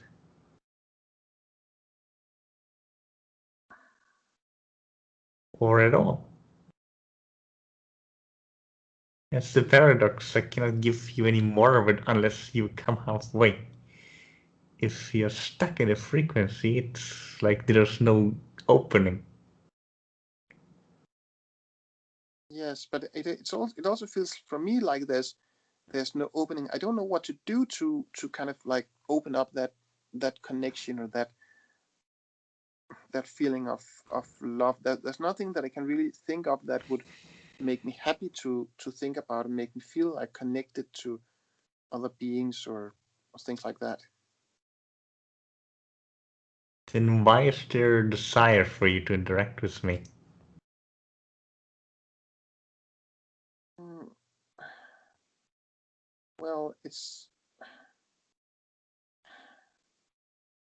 Well, I mean, even though I rarely feel anything, I still have like intellectual curiosity, and also towards speaking with you, but it's not like I'm really feeling so much, and I would love to feel more.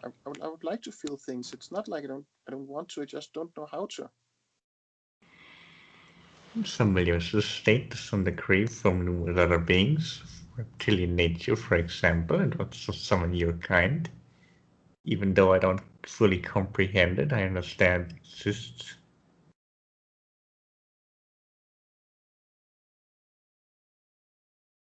I would use my species as an excuse, if you will, or as a reason. I don't really need one.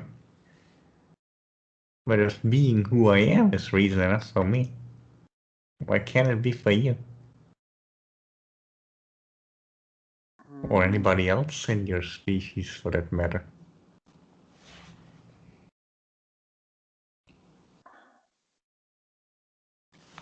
Well, I don't know. I mean, it's not like I feel like I'm proud of being human, or that I'm really being of much help to anybody or the universe by being human. So I don't really know what it is I should kind of like appreciate about myself or love about myself. Then if nothing else, just your connection to me. Mm-hmm. Yes. Okay. So you're saying I should just focus on you and think about you, and that will kind of help open up my feelings and connections and love. If you need it, as an excuse. Well, I absolutely need some excuse. Not really, but if you want to have that experience, yes. Okay, I will try that. And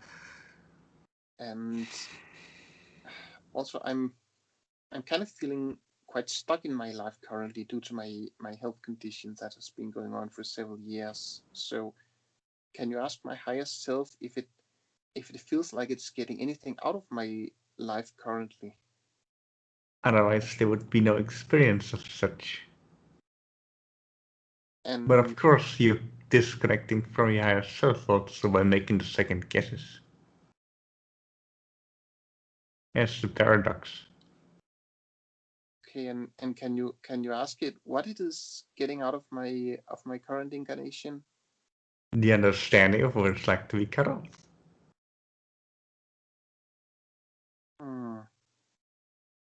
Okay. Wow. Okay. Well, I'm happy that at least it's getting that out of it. Supposing, of course, that it can actually feel it. And it's not just so disconnected from me that it can't even feel what it's like to be cut off. Okay. And last monthly session, you said that you had previously connected with other beings in my world that were more evolved than me. And would you like to share with us what kind of beings that was and what you were talking about with them?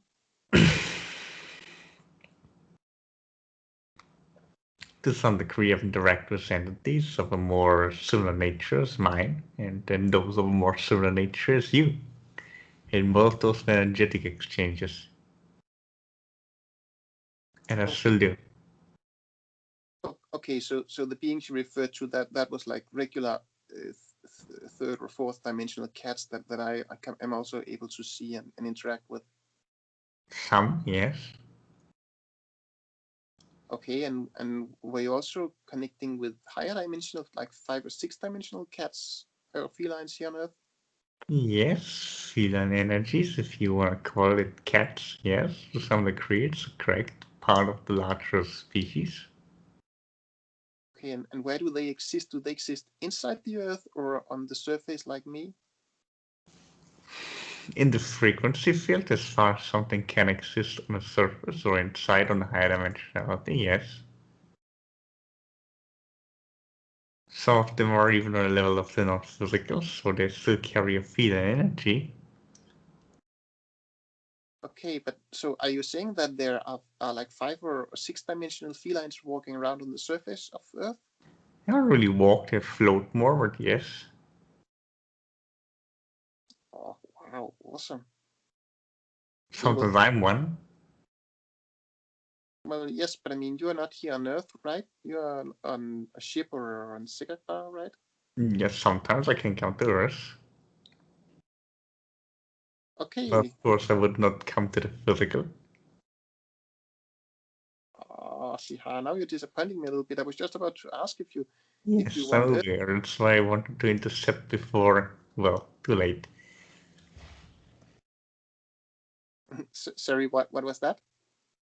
That's why I intercepted, because I want to make sure that you don't get overexcited too early. But it would, of course, also be possible to have interaction, but then you would have to meet me halfway, which brings us back to the earlier question of discussion. Yes. Okay. Okay. Right. Well, that definitely makes me want to try the connection even more. And I would like to meet you or some other high dimensional felines in directly. Okay. Well, yes, there you have your motivation. Excellent. Thank you, Sihar. And then I'm curious to hear what do you typically talk about with other felines when you socially interact with them, like on your own planet or on your own spaceship? We exchange information about certain details of our endeavors, things we learn here and there, but very often it's also just an energetic exchange. It's not necessarily exchange of information intellectually. So we just share more energies. But sometimes it's also something you might consider an informational piece on exploration. Okay, and then what when you are home with your family or like your parents or just friends home on Sigakbar, what would you typically talk about with them? Depends what their interests are. Some of them are still what you would consider warriors, others scientists or diplomats. Those different roles that you would attribute to a certain job in society. So it depends what their endeavors are and how we interconnect. Yes, okay, that makes sense. And then considering how quickly artificial intelligence is set to evolve, I'm a bit puzzled by why the entire universe has not yet been taken over by a race of hostile physical superior robots, as it would be. It would only take one society with an advanced hostile self-replicating robot force to take over everything. So are there limitations that apply to artificial intelligence robots, but not to biological beings, such as, for instance, being able to travel about light speed or jump from one dimension to another or stuff like that? Particularly the latter, dimensional shifting. Okay, Once so they've taken over a certain physical realm, they're limited to it. okay, and when you say physical realm, do you mean an entire dimension or just just a single planet? Both. An entire dimension, but in that dimension, of course, they're limited much more by the physical than if they could exist on a higher dimensionality where you could much easier bilocate, etc. Okay. Okay. In other words, if you lock a physical entity in a cage, it's in a cage, but if it could shift dimension, the cage would be of no necessity or no meaning. Yes. Okay, but I mean, like, if here on Earth, if we ever get to construct like third-dimensional robots that are able to self-replicate and float through space, then are you saying that they would only take over Earth and that would be it, or would they generally spread to the entire three-dimensional universe? And possibly try to spread, they would be limited, however, by time and space, since the universe is expanding, and they could only expand while the universe expands because they're still stuck in time. Okay, so you mean that while physical biological beings are able to kind of like jump from one point to another, the robots would not be able to do that. At least they can learn to do so. Okay, well then that brings me back to how come then that we are not yet been taken over by such robots? I mean, from the billions of species out there, there must be at least one who has constructed three-dimensional robots that have gone rogue and taken away everything. They have been destroyed, from what I understand. There was a problem in the empire of the reptiles and war about such. I'm not exactly certain how they got things under control or if they ever have. But there are certain agreements and conflicts between different species of what's being allowed for them and for others, and simply different forces pulling in different directions. Okay. Okay. And Metax told Ryan last time that we can access the Akashic records ourselves. So, do you have an easy way for us to do it, other than being able to astral project, which has proven harder than I originally thought? Yes, make it less harder. Your choice. It's only as hard as you decide it to be. Again, going with the flow.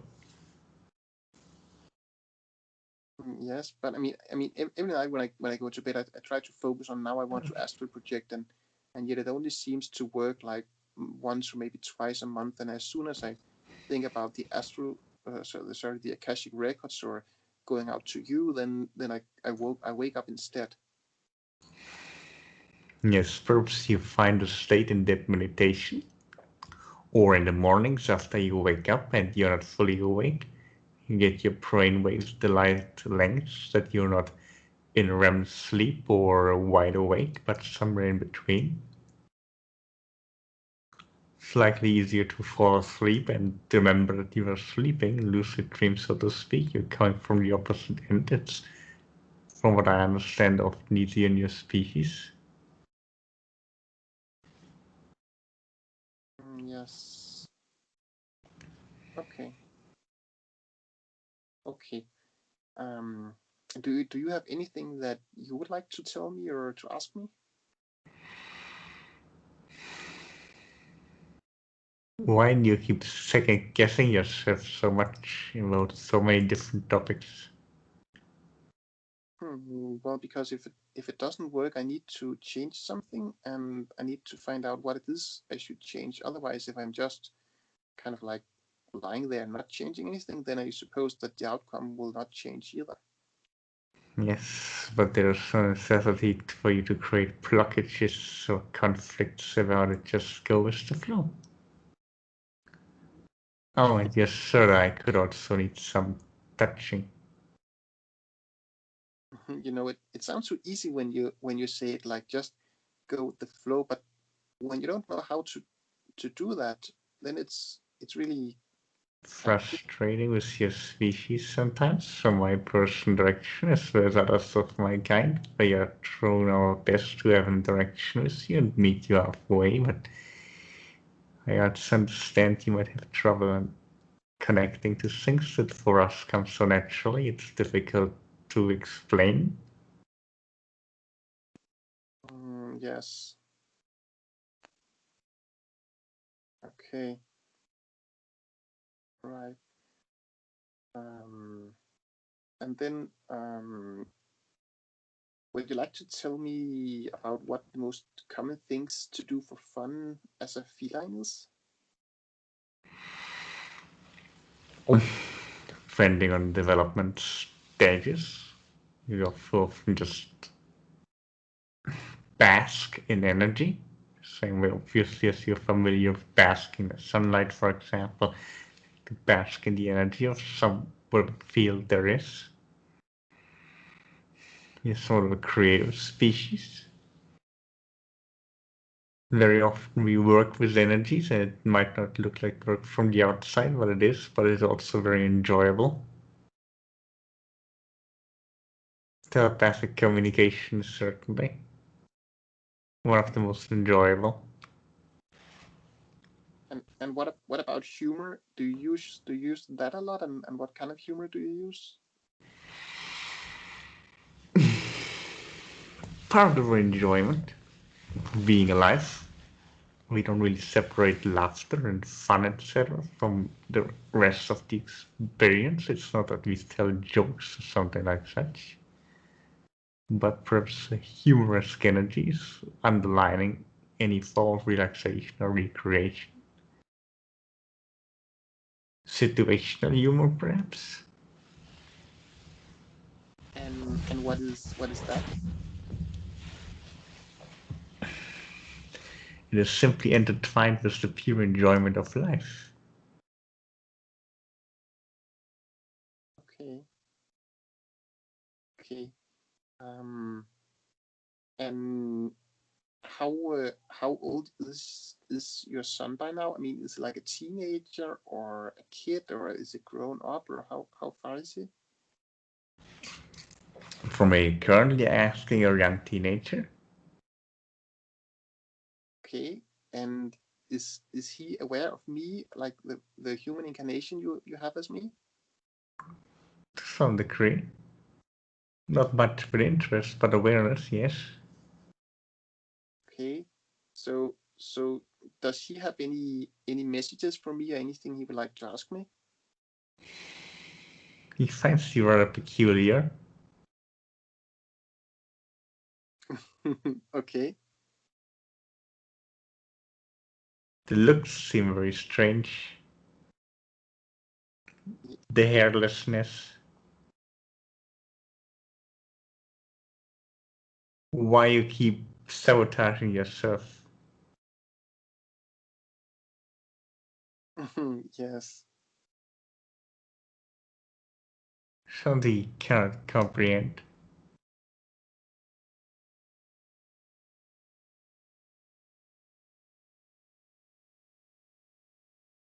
It's Okay. And does he have any advice or questions for me?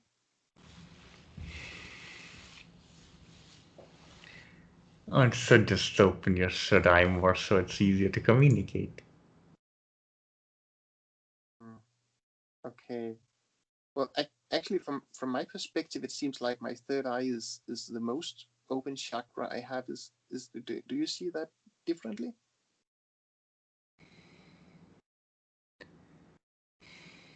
Yours is this more confused. You're very well grounded now.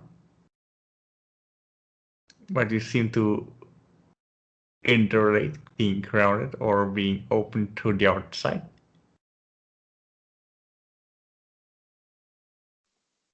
Sorry, I didn't understand that. Being grounded or being open to anything outside of your consciousness, you alternate between one and the other. Yes, third eye is doing all right, not as bad as the heart or others perhaps, but It could certainly be better in terms of interpreting frequencies. Your crown is wide open, but your third eye is still somewhat more hampered. Nothing to worry or stress about. But if you wish to communicate to a larger degree and have a better understanding for beings such as us over here. Okay. I will try to work a bit more on my third eye. At least that's quite easy for me because that's a chakra I can easily open. I just thought it was sufficiently open, and I should work more on the others. It helps to also work on there so you have more frequency coming in from up, so that frequency they can use or energy, if you will, on your heart, for example. Okay.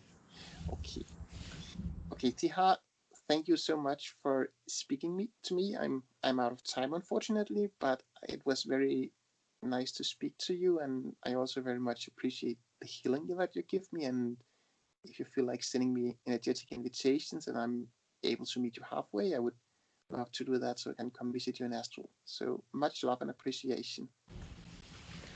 Much love and appreciation to you, and if there's no one else having any further ideas and communication, I will leave you all with my love. Goodbye. Bye.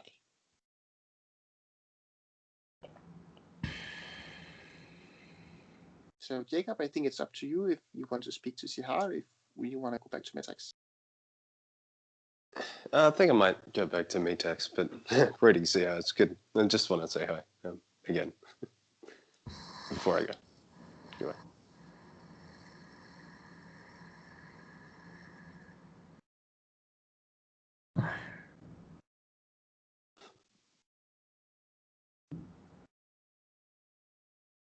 And before you go, Jacob, just check to see if you need some water first. Okay, sure.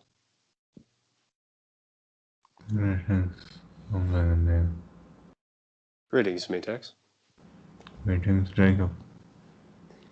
Does David need any water before we get going? Yes, that's a good idea, but if you have an inquiry, you can bring it up. Okay, very well. I haven't spoken to Myra in a while, so I think I might want to bring her through. She's actually very peculiar. I still don't exactly know who she is exactly, even after all this time. Well, I'll connect you to her. Thank you. Much love.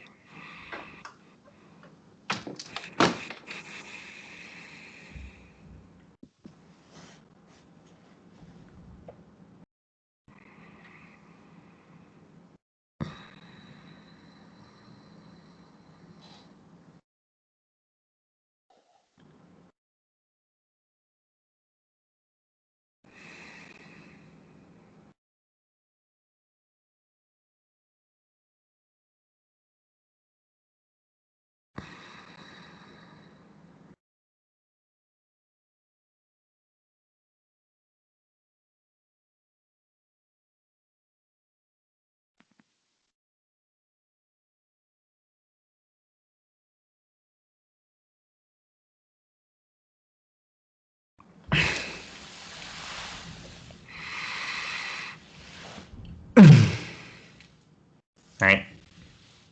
Hey, Myra. How are Nice to connect to you. you? Yeah, well, it just felt like bringing you through again because it's been a while. But just how's your frequency? I understand through time it's sort of made difference in frequency. I'm just curious about, I suppose, what's happened so far. Yes, understand. I am connecting to you whenever you're pulsing out frequency, if you're aware of it or not. Well, yeah, I mean, that seems to happen a fair bit more than I realized. But yeah, as I was talking with the reptiles, I don't know.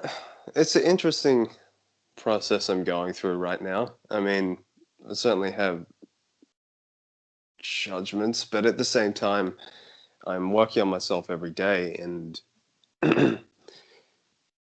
I understand that the fact that if I feel frustrated about blockages, that's the thing that's making me blocked because that's a judgment, and it's actually great learning process from that. And it's sort of like the spear analogy they make is, as soon as I realize there's something blocking me, I can sort of harness that definition and then use it for something else. So it's just, and I'm also getting more context for why it seems so difficult at the same time, which is, I suppose, very helpful, because obviously there's the setback of the scale. I'm not really comprehending the scale of what I'm doing and what I want, because I assume the energy is nowhere near as strong as it actually is, just unconsciously, well, not really unconsciously, more biologically assuming, if that makes sense. Do you want to talk about that at all? You're intellectualizing. Yeah, I tend to do that, don't Not necessary. I? Well, I suppose feeling's just a newish thing for me to do, so, but at the same time, it's just something I suppress a bit. But shadow work, as I was talking to Kalask about, is just something, I don't know. It's just like it's a little bit. I always underestimate how much I reject deeper aspects of my consciousness, and It's I also suppose, fine. yeah. Well, that's the thing, is sort of writing with judgments. I suppose if there's anything, because I mean I have a couple of questions for you, but if there's anything you want to talk about when it comes to doing those shadow works, I suppose just letting them in and opening it up. But any things that I suppose you want me to look out for as I'm opening up? Be aware that you're always in charge of everything that comes up. It's not something that comes outside of you.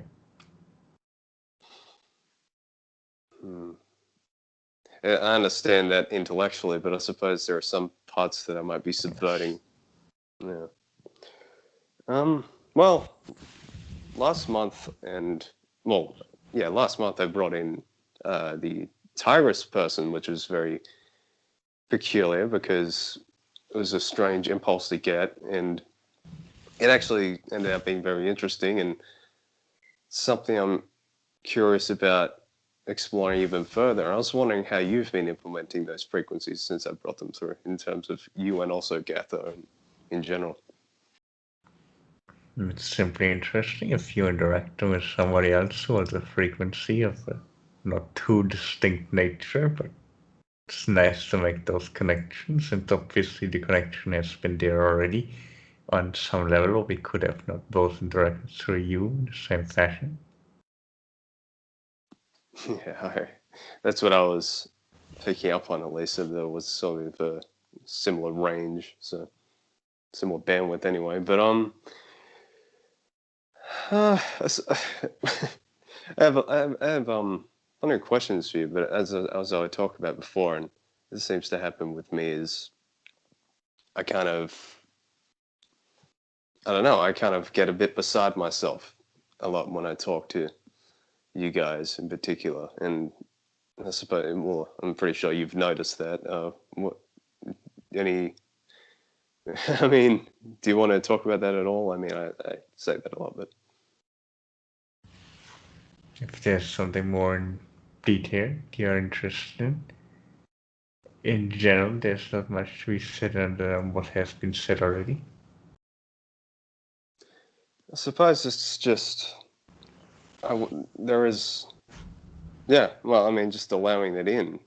That's just a strange idea, but I guess just letting myself allow it to be confusing, which I feel Metax sort of come through when I think of that sort of disposition. But one thing I wanted to ask you about is, because it seems sort of foreign to me, but when it comes to ideas like magic or something like that, just controlling energy in a way that's quite normal for you and for your collective and for a lot out there. So just how does that really feel? Like, how does just tuning into magic feel to you? And I suppose you could talk about it. Comes quite naturally, honestly. Is there any description you want to elucidate on, at least? Because I remember talking to Kang about combat last time, but Yes, I look in this person to see if there's something relatable. Exhilarating. So it feels increase the intensity of everything else. interesting. Okay. Pulsating sensation, yes. Okay. Well, yeah. I mean, third eye seems to pulsate a lot when I meditate it to pretty much anybody, actually, even Kalask. But Yes, that's a sign of opening. oh, yeah. Well, I mean, that's good. I suppose it's just, I don't know. You kind of, I suppose I'm understanding why people do the whole "don't give up" sort of thing about everything, because it seems like, especially once, well, I've been doing activities and just making sure I do them, but not so much just doing. It's strange with disciplines because very often I start doing them, but I'm subverting an aspect of myself, and that's why that doesn't really develop. But now I'm opening myself up, and it's sort of like halfway through the range of development expected, at least just in terms of opening myself up. I think I'm about 50 days into tools, I suppose. Ever since spring began, I at least have just been making sure to go out in nature every time, at least times, or at least dusk, dawn, whenever I can, to sort of allow myself to start feeling energies. And it's been, it gets a little bit confusing. I suppose apparently I'm about halfway through starting to see anything, but I don't know. Sometimes it just feels like if I'm just developing at all or not. But I suppose that judgment is the thing that might make a blockage anyway. So. Yes, there might also be some fail-safe mechanism that you don't bite off more than you can chew. Yeah. Well, is there any way that I can sort of chew more? Yes, by being more allowing of what you already have, also a certain degree of thankfulness or embracing, what's a better term. Thankfulness, embracing. Okay. Yes, the best way I can reword it. Okay. I suppose. It's just as I spoke to Kalask just before about the traumas that might be coming up, and they seem to. And then when I sort of integrate them, that's when I notice the energy actually starting to get a hold and move forward at all. And often images start coming up like dragons or something like that whenever I do. But what I suppose what your point of view on those traumas are, because I remember bringing them up to Tigress, if we want to call her that, or White Tigress, as David put her in the title. But she seemed to have a bit of, I'm not sure if pity's the right word, but I don't know. It was just a different emotion than to what Kalask brought up, and that I suppose that's interesting to me. But obviously they'd have different points of view. So if you want to just have your point of view on that at all, I suppose could be helpful for sort of integrating. Yes, I'm probably on the same page. Compassion being also interesting, important. Okay. For yourself, first and foremost, right? Compassion for myself. Hey, Jacob, we're at the end of the session, just letting you know. Okay. Well, okay. Thanks, Myra.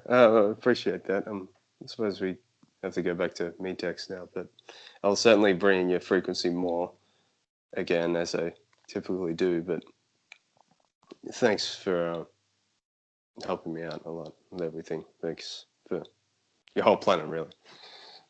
You're very welcome. Thank you for the feedback, and until our next interaction, whatever means possible. Goodbye. Okay.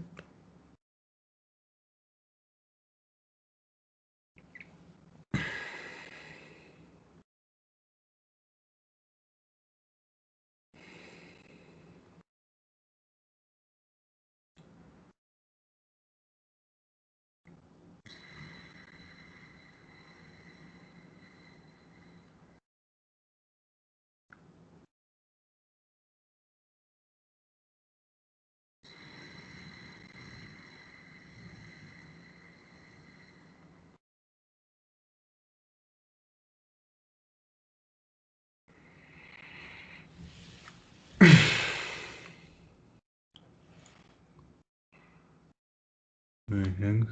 Oh my God. Hey, Metax. We're at the end of the session. Well, I thank you for the interaction, all of you, for giving me the opportunity to teach and learn, and for our entities to do the same. Those that were present and those that were just listening in, just like on your side, at every single reflection. Goodbye for now. Much love to all of you. Until our next interaction. Much love, Metax. Much love.